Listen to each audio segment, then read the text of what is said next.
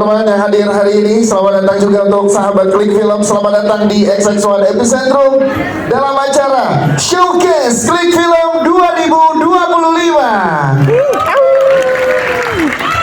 Bersama saya Dias Danar akan menemani Anda untuk sama-sama melihat langsung beragam program acara yang dilakukan oleh Klik Film sepanjang 2025 ini. Namun sebelumnya kami persilakan dulu untuk jajaran guest untuk ikut duduk bersama dengan teman-teman yang lain yang hadir pada siang hari ini.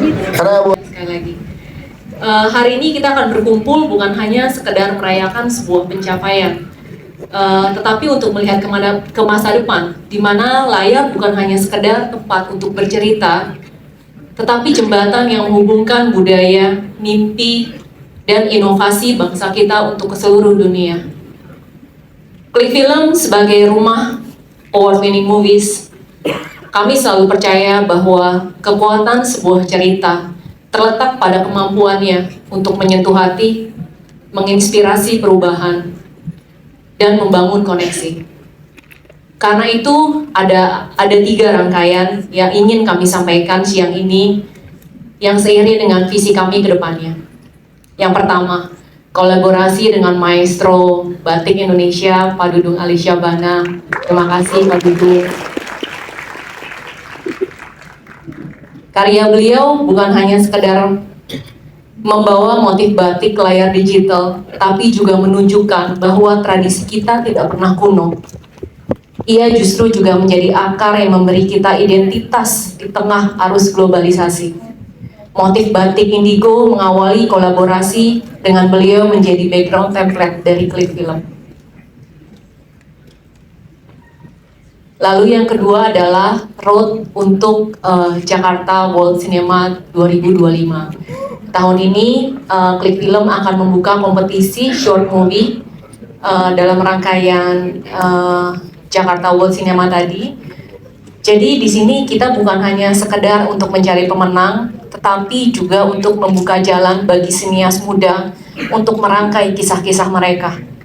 Karena kami yakin Indonesia tidak kekurangan talenta, hanya perlu lebih banyak panggung untuk mereka bisa bersinar. Dan yang terakhir adalah kita ingin mempersembahkan semua rangkaian film-film untuk tahun 2025 dari Klik Film. Dunia mungkin terus berubah, teknologi terus berkembang, tapi satu hal yang tak berubah adalah kekuatan cerita yang berasal dari hati. Terima kasih, selamat menyaksikan. Selamat siang para insan film ya. Kalau zaman dulu sebutannya begitu, mungkin hari ini sineas ya. Sineas muda, madya, dan yang mungkin nggak ada yang tua tapi. Sebelumnya saya apresiasi kepada salah satu yang saya kenal, Surya Saputra, Gunawan, dan beberapa yang tidak saya tahu namanya tapi saya familiar dengan wajahnya, yang sudah menggunakan batik Indonesia yang benar. Mas Gunawan pakai kentongan Madura yang luar biasa. Tepuk tangan untuk mereka. Saya terima kasih tentunya untuk Klik Film ini, karena ini awal dan luar biasa menurut saya, visi yang luar biasa ke depan dari Klik Film yang berkolaborasi dengan salah satu budaya kita Indonesia yang sudah diakui oleh UNESCO menjadi warisan budaya kemanusiaan dunia. Silakan tepuk tangan untuk batik. Orang idol, anggota girl band yang diperankan oleh Zara Adisti, hadir hari ini, yang meninggal dunia kemudian diperebutkan oleh 2 orang tuanya yang beda agama. Mau dimakamkan secara Muslim kah, mengikuti agama ayahnya yang orang Indonesia, atau dimakamkan secara Buddhis mengikuti agama ibunya yang orang Jepang. Jadi cerita ini diceritakan dari point of view jenazah yang curhat ke penonton. Oh, oke. Wow, luar biasa. Junior Robert, bagaimana kesannya untuk kamu bermain di film ini bersama Mas dan Rifki, Zara dan juga Klik Film tentunya? Kalau kesannya sih sangat menyenangkan ya, karena kita syuting di Jepang ya. Itu pas Yes. lagi musim dingin. Jadi cuman ada satu momen yang sangat-sangat bikin dingin banget ya. Karena kita agak di kuil gitu, jadi emang tinggi banget di atas dan itu dinginnya luar biasa, dan di sana belum ada yang penghangat modern, jadi kita masih pakai api gitu lah, api unggun gitu. Jadi ya syutingnya sangat menyenangkan dan aku senang banget bisa kesempatan dapat main di film Klik Film ini karena filmnya sangat inspiratif dan sangat banyak yang bisa. Sebagai Gunawan yang jadi gendut. Enggak, tapi saya mau berterima kasih dulu buat Klik Film. Saya ini main film tuh udah banyak banget film saya, tapi singkat-singkat. Jadi saya tuh main banyak film itu kalau disatuin adegan saya semuanya, itu nggak jadi satu film. Masih kurang ya? Iya, disinilah saya dapat peran banyak banget. Tepuk tangan dong. Baru sekali saya seumur hidup ngerasain syuting dari awal sampai akhir. Ikutan. Biasanya tengah-tengah udah selamatan. Akhirnya promo aja. Film. Kali ini ikutan, it's a wrap gitu ya, ikutan ya. Saya senang banget ini. Terima kasih Klik Film, Bu. Saya senang. Jadi gini, ini ceritanya soal dari judulnya udah ketahuan ini keluarga semua isinya gede-gede semua ya. Ada keluarga emang bapak, anak, ibu semua besar-besar, tapi ini filmnya film komedi. Dia menceritakan justru hal-hal yang sangat nggak besar. Jadi stigma-stigma yang kami alami, pengalaman-pengalaman pribadi saya, kursi-kursi yang patah dan segala macam itu nggak ada di film ini. Justru problemnya problem orang-orang kurus. Penasaran kan? Nah, tapi dihadapi oleh keluarga besar ini ya. Betul. Yes. Nah, kalau tadi di Jepang syutingnya kami di Cakung. Tadi Junior sih pakai dingin. Fukushima. Kipas angin dingin banget saya. Pakai koyo kalau saya mah masuk angin. Pesan apa yang pengen disampaikan melalui film ini, Kang Mo? Jadi ini adalah buat teman-teman sinias semua bisa menyaksikan nanti di Klik Film, menyaksikan ini adalah sinema Marvel. Benar. Ini sebuah apa namanya? Benar loh, saya serius nih. Sebuah apa gebrakan baru di dunia sinematografi. Karena udah pernah ke apartemen Cakung? Belum? Itu bukan apartemen, itu rusun. Ya, itu sempit. Ya, jadi ini adalah bagaimana ini ya sudut-sudut baru dalam dunia perfilman. Karena tempatnya sempit, pemainnya gede. Anda akan lihat sendiri. Ini hebat sekali, tepuk tangan buat sutradaranya, sama sutradara teman-teman ini Arya Rubik. Saya nggak ngerti caranya gimana itu.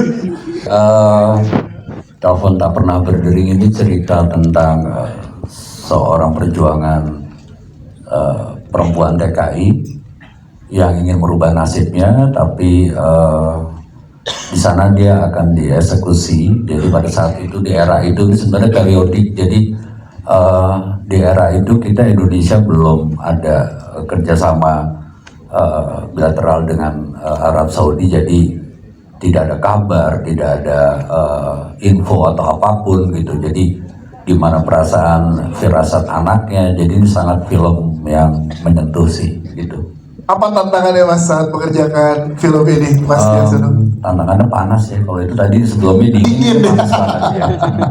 Ini panas Nggak ya. ada apa-apa sih. Dan kenapa? Ini kami juga disutradarai oleh Mas Arya Rubik. Ya, pada saat kita dengar sinopsisnya pun juga itu sepertinya sangat-sangat seru banget dan clickbait banget ya judulnya ya. Jadi ceritanya ini adalah sebuah cerita. Mama ya. Ladies first. Oh, mama itu. Mau cerita deh. Jadi bayangkan ada seorang janda single parent dan ada seorang duda single parent yang masing-masing anaknya itu bersahabat di sekolah.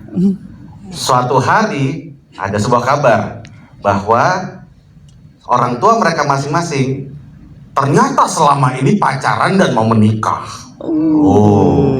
Dan di situ kedua anak kita tidak mau menerima kondisinya. Nah, terjadilah konflik antara anak dengan anak dan juga anak terhadap orang tua. Betul sekali. Yes, gimana Mas Denny Sadiswana berproses dengan Mas Gunawan nge-build chemistry untuk di film ini? Ya, ini menarik sekali karena di hari-hari pertama untuk membangun chemistry, saya culik beliau nih. Gitu. Saya culik beliau ke acara stand up komedinya Kang Musidik. Nah, Oke, langsung ya. langsung di situ. Saya mah gitu kalau misalkan mau bikin chemistry oke gitu, udah langsung culik. Langsung culik ya. Iya, main culik-culik Nah, aja. Mas Gunawan gimana saat pertama kali diajak diculik sama Mas Dennis? Saya merasa ditelanjang. Tapi Berani nekat itu. Iya, Berani iya. malu dan nekat. betul. Tapi di sini yang bikin menarik juga adalah kita juga ditemani oleh teman-teman yang aktor-aktornya juga seperti reuni kembali gitu loh. Terutama sama Reva ya. Reva. Revalina Estemat Ya. gitu. Kebetulan Revalina Estemat Maunya pacaran doang, gak mau komitmen. Mana teman-teman suaranya ada yang mengalami? Kemudian kenapa tuh? Boleh kalau gitu para pemain menceritakan karakternya masing-masing. Maisha silakan. Halo semuanya, perkenalkan aku Maisha Juan.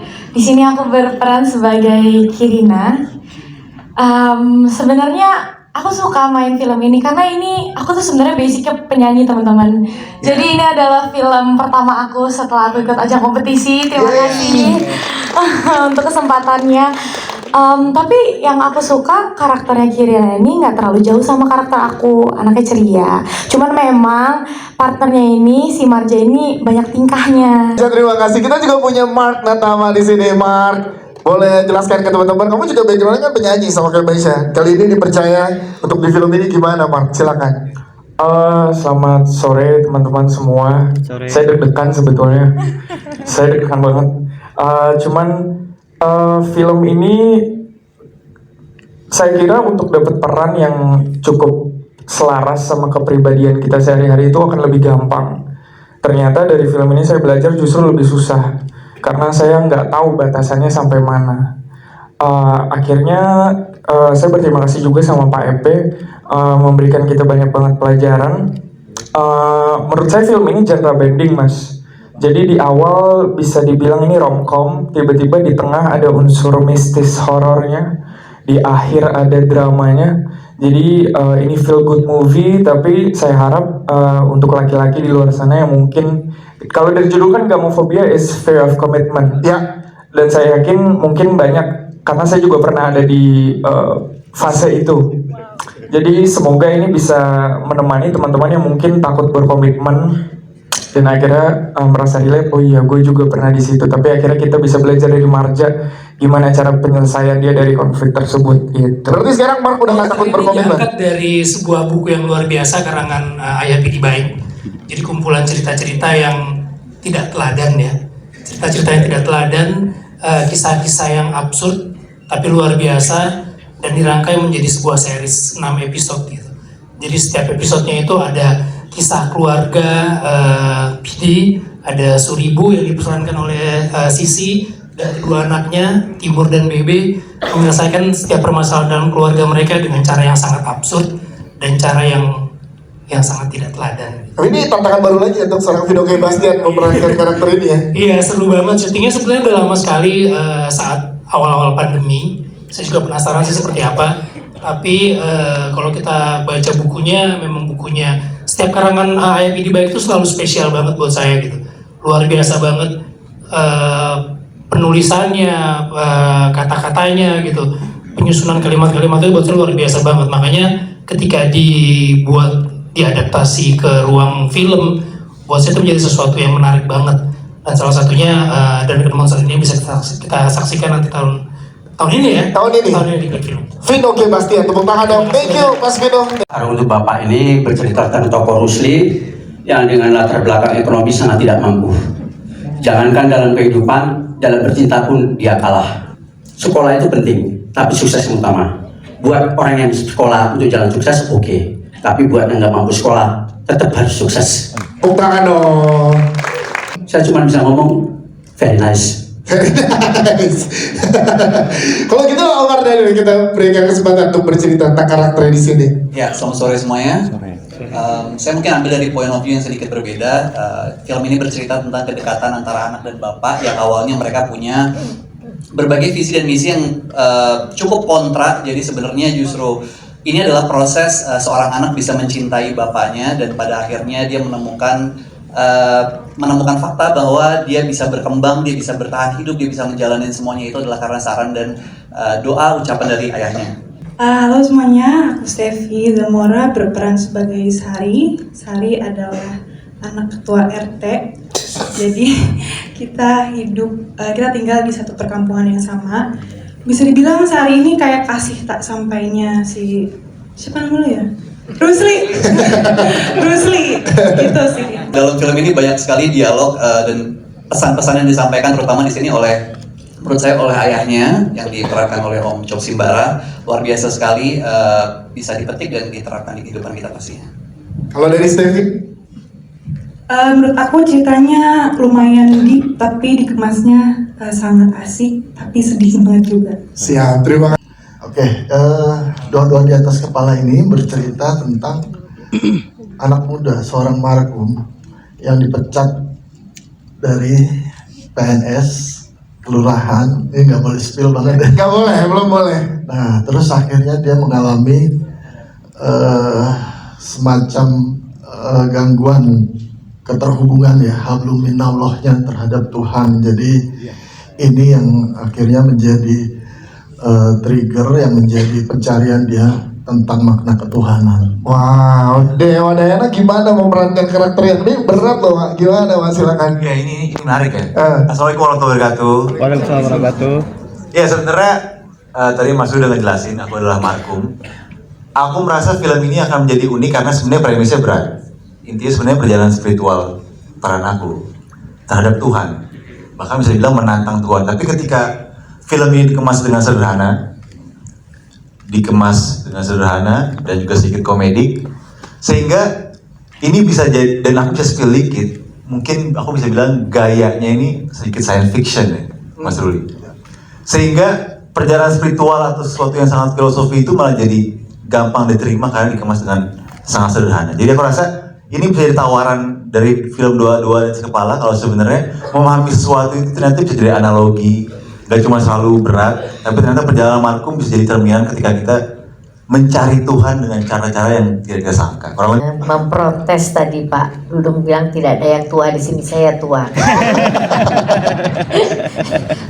Itu aja dulu. Karena berarti kita lihat muda semua di sini. Kalau boleh diceritakan, Bu ini atau Dina Hao, film ini bercerita tentang apa yang udah boleh diceritakan ke teman-teman yang hadir? Silahkan. Ya, film ini bercerita tentang kisah perjuangan rumah tangga. Sebenarnya banyak banget orang-orang yang merasakan ini dan bagaimana setiap rumah tangga itu memiliki cobaan-cobaannya. Dan di sini juga mengajarkan kita untuk bagaimana cara menyelesaikan itu. Jadi bisa ditonton sama teman-teman. Ini kisah tentang pengkhianatan dari fitnah, pengkhianat, karena ini cerita dari tahun 65 kemudian ditarik ke tahun 2014 sehingga agak ada 3 waktu di situ, tahun 65-an, 90-an sama 2014. Ini sebelum senja berakhir, ya seperti judulnya, ketika orang sudah tua mengalami satu kesadaran bahwa dulunya dia punya salah, dia punya doa, dia mencari itu untuk minta maaf. Nah itu role itunya. Siap, terima kasih. Selanjutnya kita ke para pemain. Boleh dijelaskan karakternya masing-masing, mulai dari Sheryl Shenavia. Silakan Sheryl.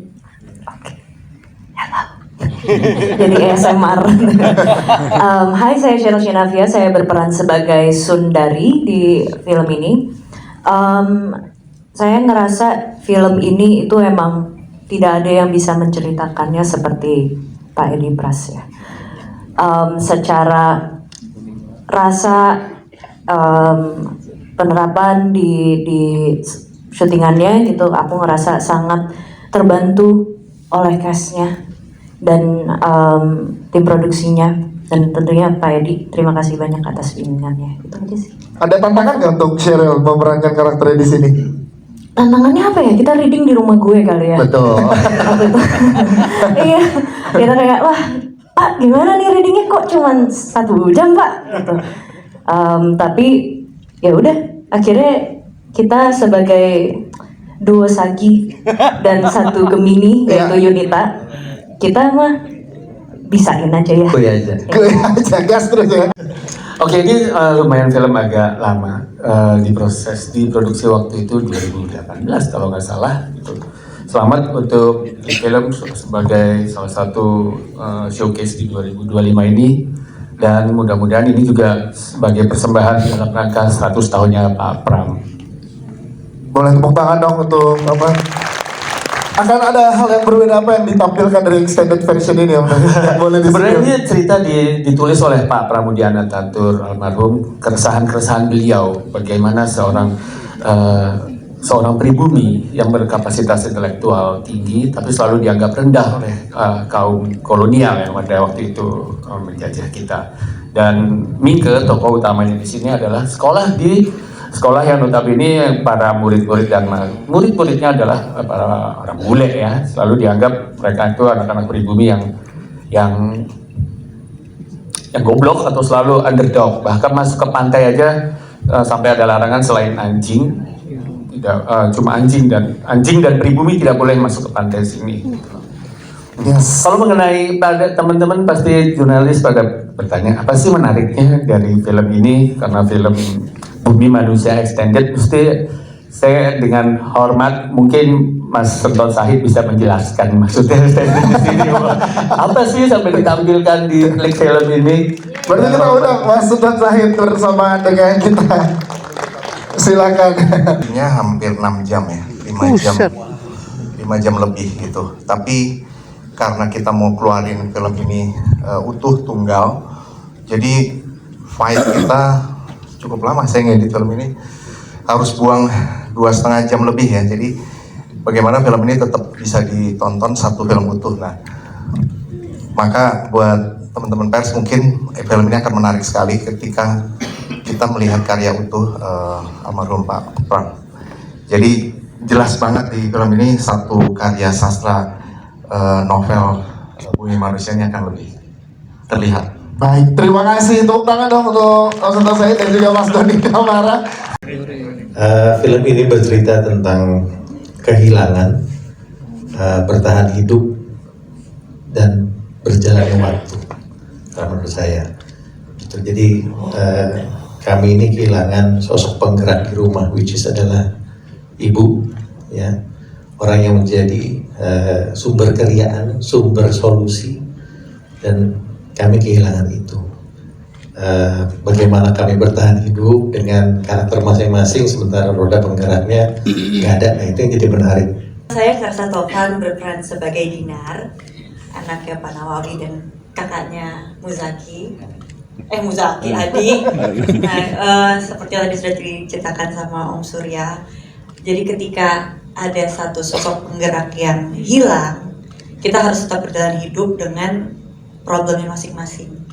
Tapi sering berjalan waktu, tapi ternyata kita menemukan fakta-fakta baru dalam keluarga yang dirahasiakan, tapi sebenarnya untuk kebaikan. Kalau boleh diceritakan di sini sebagai kakak yang seperti apa yang Clarissa Taufan perankan? Nah, Zaki ini adik aku, kita sangat dekat, kita suka melukis bareng dan lain-lain, tapi di film ini kita harus berantem setiap hari. Begitu, tapi ada satu hal dalam keluarga ini yang akhirnya bisa, ya itulah intinya rahasia. Itu rahasia, belum boleh. Iya.